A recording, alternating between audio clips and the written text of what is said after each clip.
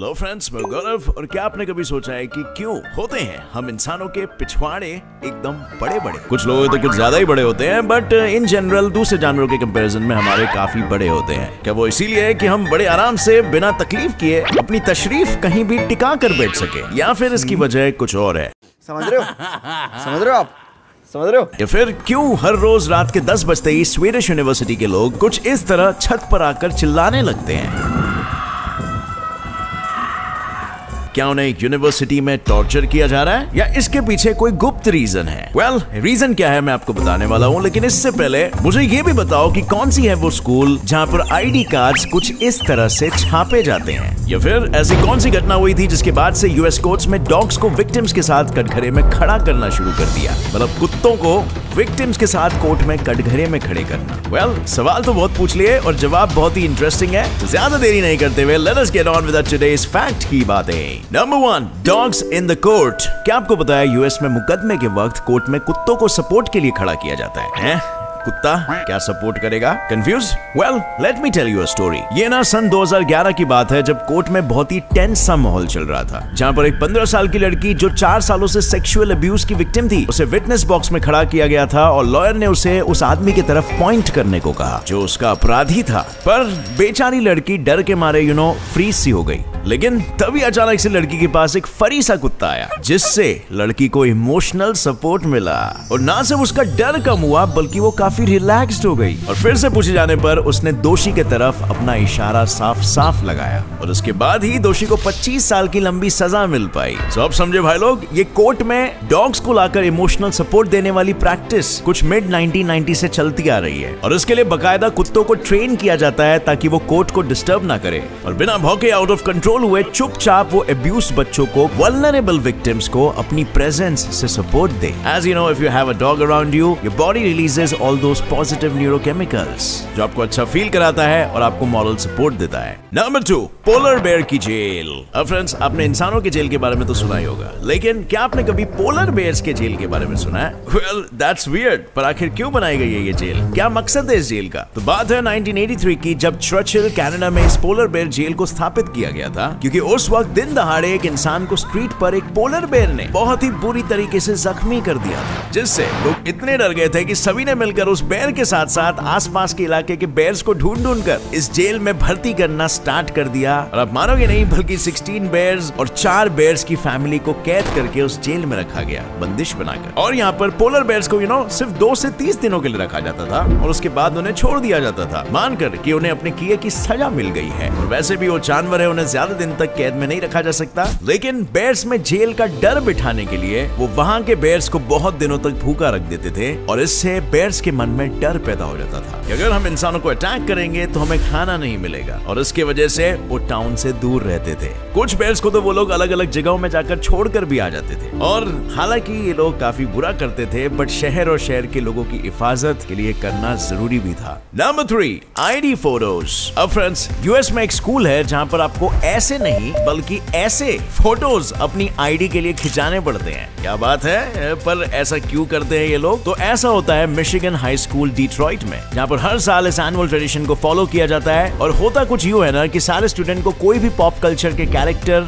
उठाकर उनके जैसे सेम टू सेम गेटअप करके फोटो खिंचानी होती है। अब नॉर्मली तो हमारे यहाँ पर एक फोटोग्राफर आता है, पीछे लाल पर्दा लगाता है और फोटो खींच के निकल जाता है, लेकिन मिशिगन हाई स्कूल में तो एक साल स्टूडेंट्स इस ट्रेडिशन को नेक्स्ट लेवल पर लेके गए, जहां पर कुछ लोगों ने बियॉन्से का गेटअप मार लिया, तो कुछ ने रेचल चू फ्रॉम क्रेजी रिच एशियंस का, और कुछ लोगों ने तो कार्टून कैरेक्टर्स का गेटअप करके फोटो खिंचाया। हर साल इस हाई स्कूल के स्टूडेंट्स अलग अलग गेटअप करके अपनी आईडीज को ट्विटर पे पोस्ट कर देते हैं, जिससे इन्हें हजारों में लाइक मिलते हैं और इनकी क्रिएटिविटी की काफी तारीफ की जाती है। अब इस ट्रेडिशन को कब और क्यों स्टार्ट किया गया था ये तो पता नहीं है, लेकिन काश हमारे यहाँ पर भी कुछ ऐसा कल्चर होता है ना, मजा ही आ जाता। अब फ्रेंड्स, आगे बढ़ने से पहले ये है बाइनोमो ऑनेस्ट ट्रेडिंग ऐप। ये एप्पल स्टोर और एंड्रॉइड दोनों में अवेलेबल है, और यहाँ पर बिग कंपनी जैसे गूगल और अमेजॉन के स्टॉक में आप इन्वेस्ट कर सकते हो। इसमें इनके स्टॉक्स की वैल्यू को फोकस करना होता है कि समय के हिसाब से इनकी वैल्यू इंक्रीज होगी या डिक्रीज होगी। देखो, जैसे कि मुझे अपने एक्सपीरियंस और स्किल से लग रहा है कि स्टॉक की वैल्यू इंक्रीज होगी, और इसीलिए मैंने 700 रुपीज का फोरकास्ट अप पे किया, और अब थोड़ा सा वेट करना होता है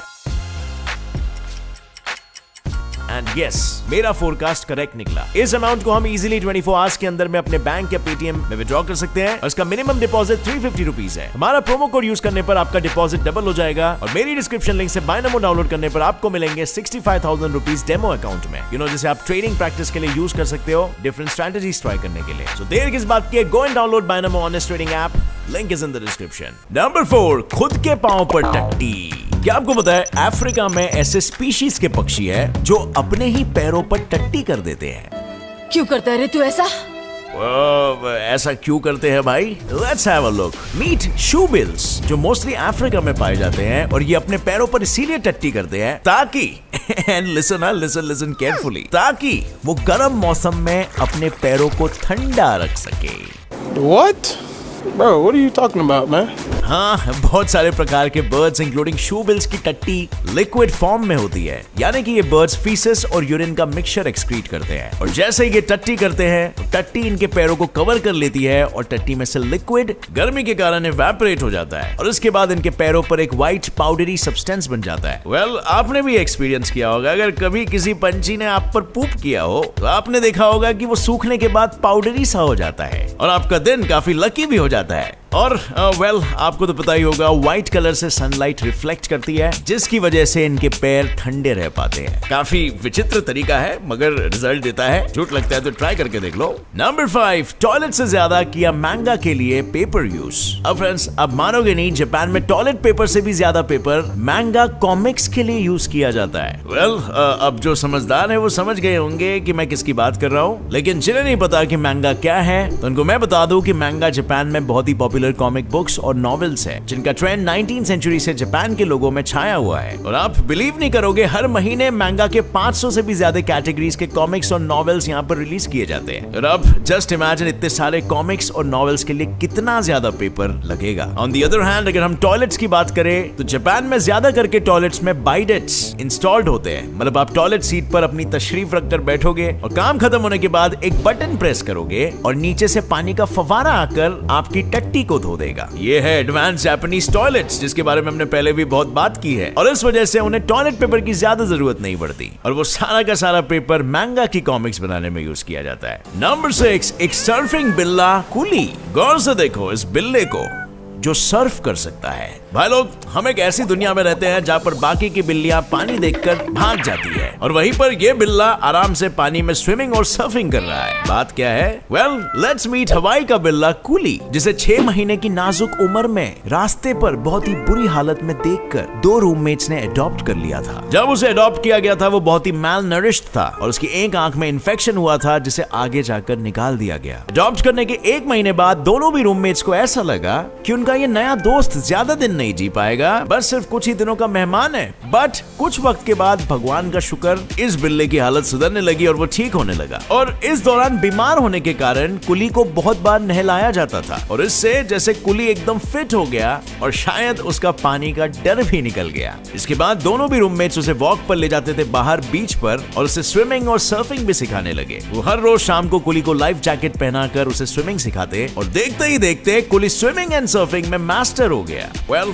तो ये थी एक आंख वाले बिल्ले की कहानी जो आज पूरी दुनिया में सर्फ करके दुनिया के लिए एक मिसाल बन गया है। नंबर 7, 10 बज गए, अब चिल्लाओ। जहाँ पर रोज स्टूडेंट्स रात के 10 बजे जोर जोर से चिल्लाकर हंगामा मचाते हैं पर उन्हें कोई भी कुछ नहीं कहता। क्या इस यूनिवर्सिटी में भूत है? वेल, दरअसल मैं बात कर रहा हूँ स्वीडन, जहाँ पर बहुत सारे स्वीडिश यूनिवर्सिटी के स्टूडेंट्स और इंटरनेशनल स्टूडेंट्स रहते हैं और इसी अपसाला में एक फ्लॉक्स्टा नाम का एक बहुत बड़ा एरिया है जहाँ पर जैसे ही रात के 10 बज जाते हैं वैसे ही सभी स्टूडेंट्स अपने काम धंधे छोड़कर जोर जोर से चिल्लाना शुरू कर देते हैं। और इसके पीछे का रीजन क्या है पता है? ताकि वो अपने पढ़ाई की स्ट्रेस को दूर कर सके। किसी को नहीं पता ये प्रथा कब से शुरू की गई, लेकिन कुछ लोगों का मानना है ये 1970s में कहीं ना कहीं स्टूडेंट्स के स्ट्रेस के कारण सुइसाइड रेट्स को कम करने के लिए शुरू की गई थी और उनकी आत्माओं को ऑनर करने के लिए। और तब से लेकर अब तक फ्लॉक्स्टा स्क्रीम को अपसला में बहुत ही यूनिक कल्चर माना जाता है और हर साल फॉलो किया जाता है। Number 8, 100 flowers campaign. पहले लोगों को फ्रीडम ऑफ स्पीच थी पर उसके बाद कर दिया उन्हीं हजारों लोगों को जेल के अंदर अपनी बात को आगे रखने के लिए। अरे भाई, ये बात है सन 1965 की, जब 7 सालों के बाद पीपल्स रिपब्लिक ऑफ चाइना को स्थापित किया गया था, जिसके बाद चेयरमैन माओ जेडोंग, जो इस पीपल्स रिपब्लिक ऑफ चाइना के फाउंडर थे, उन्होंने एक कैंपेन को लॉन्च किया जिसका नाम था 100 फ्लावर्स कैंपेन। और इसमें लोगों को अपना देश कैसा चल रहा है उस पर अपनी राय रखने के लिए कहा गया। पर कुछ वक्त के बाद ये कैंपेन एक बहुत ही बड़ा फेलियर साबित हुआ। लोग गवर्नमेंट के बारे में बुरा भला बोलने लगे और ये बैड रेपुटेशन फैलने लगी, जिसके कारण भयंकर मात्रा में क्रिटिसिज्म हुआ। नेशनल पॉलिसी को लेकर बहुत लोगों ने अपनी अच्छी राय दी, लेकिन बहुत से लोगों ने कम्युनिस्ट पार्टी को रिफ्यूज भी किया। और फिर कम्युनिज्म है, होना क्या था, पार्टी के लोगों ने उनके खिलाफ जाने वाले सारे सिटीजन्स और ग्रुप्स को रास्ते पर जमा करके उन्हें खरी खोटी सुनाई और कुछ लोगों को तो जेल में भी डाल दिया। और ये सब सिर्फ इसीलिए क्योंकि उन्होंने लोगों को दिए हुए फ्रीडम ऑफ स्पीच को यूज किया, मगर चाइनीज गवर्नमेंट को कुछ खास पसंद नहीं आया। And this is called my friends 100 flowers campaign, which is quite famous in Chinese history. Number 9, whales have hair. अब यारो, क्या कभी व्हेल्स के बाल होते हैं, ऐसा आपने सुना है? What? पर ये 100% सही है। वो लोग बालों के साथ ही पैदा होते हैं। जी हाँ, कुछ स्पीशीज के व्हेल्स अपने बड़े होने के बाद अपने बाल खो देते हैं, लेकिन कुछ के तो पूरे लाइफ टाइम भर बाल रहते हैं। पर आखिर क्या है इनके बालों का राज? अपने हम्पबैक नाम की व्हेल स्पीशीज का तो नाम सुना ही होगा। इनके बाल काफी विजिबल होते हैं, लेकिन व्हेल के बाल सिर्फ 30 से 100 होते हैं, डिपेंडिंग ऑन द स्पीशीज। और साइंटिस्ट अब तक इसके पीछे की वजह नहीं ढूंढ पाए हैं। लेकिन उनका मानना यह है कि जिन व्हेल्स के बाल होते हैं वो अपने प्रे को आसानी से पकड़ सकते हैं। मतलब जैसे ही व्हेल के बाल अपने शिकार या किसी भी पानी के जानवर को टच करता है, उन्हें समझ आ जाता है कि ये पानी का जानवर किस डेंसिटी का है, यानी कि प्रे बड़ा है या छोटा है। और बड़ा शिकार पाते ही ये अपने बड़े पेट को भरने के लिए शिकार कर लेते हैं। कुछ रिसर्चर्स का तो ये भी कहना है कि इनके बाल पानी में वाटर करंट्स और टर्बुलेंस को डिटेक्ट कर सकते हैं, जिससे कि व्हेल उस जगह से अपनी जान बचाकर दूसरी जगह भी आ जा सकते हैं, if the situation demands so. Number 10, why do humans have big butts? कि हम इंसानों के पिछवाड़े यानी कि बट्स क्यों होते हैं, और होते भी ये तो ठीक है, लेकिन इतने बड़े क्यों होते हैं? वेल, अभी उसी सवाल का जवाब मैं रिवील करने वाला हूँ, तो जरा ध्यान से सुनना। तो ये बात है 6 मिलियन साल पुरानी, जब हमारे पूर्वज एप्स ने झाड़ों पर चढ़ना और कूदना छोड़ दिया और खाने के चक्कर में वो यहाँ वहाँ पर भटकने लगे। सो बेसिकली पहले वो 4 लिम्स यूज किया करते थे और फिर अब वो हाइंड लिम्स का सहारा लेकर चलने लगे। और इसके कारण ग्लूटियल मसल, जो आज इंसानों के शरीर में one of the biggest muscle माना जाता है, वो बढ़ने लगा और एवोल्यूशन के साथ साथ चेंज होने लगा। और ऐसा इसीलिए हुआ क्योंकि यही वो मेजर मसल है जो हमारे लोअर बैक को सपोर्ट करता है, यानी कि इनके होने से आपका बैक पोस्चर अच्छा रहता है। एंड इफ बॉडी पोस्चर ठीक है तो आप बिना लड़खड़ाए अच्छे से स्टेबल चल सकते हो। सो क्लियरली ये मसल हमें स्टेबल चलने में मदद करता है। मतलब जस्ट इमेजिन करो, अगर ये मसल हमारे बॉडी में नहीं होता तो हम ढंग से चल भी नहीं पाते। And for this we should thank evolution and of course those butts. But butts के आकार में भी आपको काफी डिफरेंस दिखाई देगा जनरल पॉपुलेशन में, और इसके पीछे का रीजन तो सिंपली जेनेटिक्स है। लड़कियों का बट इन जनरल लड़कों से बड़ा होता है क्योंकि उनके पास एक बड़ा पेल्विक बोन होता है, you know, a pelvic structure, जिससे कि उन्हें बर्थ देने में आसानी हो सके। और लड़कों को बर्थ देने की जरूरत नहीं पड़ती है, एटलीस्ट अभी तक। सो इसीलिए उनका स्ट्रक्चर थोड़ा सा नैरो होता है, बट फिर भी आपको ओकेजनली बड़े पिछवाड़े वाले लड़के भी दिख जाएंगे। And it goes down to the genetics after all.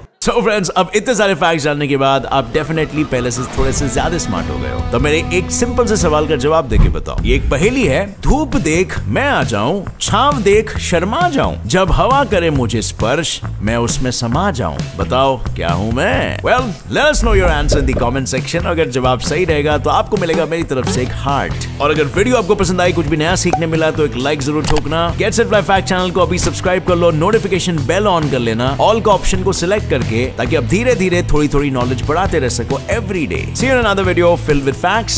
Till then, as always, stay curious, keep learning and keep growing. Jai Hind.